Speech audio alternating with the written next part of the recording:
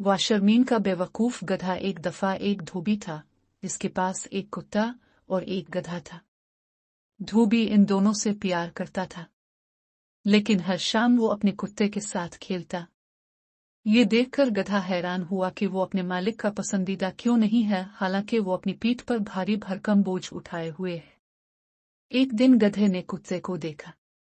जब मास्टर काम से वापस आया तो कुत्ता उसकी तरफ भागा।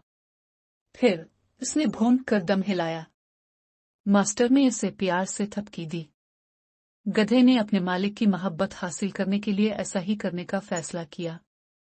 अगले दिन जब मास्टर काम से वापस आया तो गधा उसकी तरफ भागा।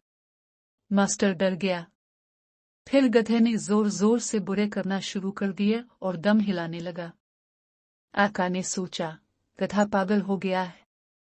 इसने छड़ी उठाई और गधे को मारा। बाद में गधे को अपनी बेवकूफ़ी का एहसास हुआ और उसने दोबारा कुत्ते की नकल करने की कोशिश न की। 19 डी कुनग फॉक्स और दी विट मीवर। एक दिन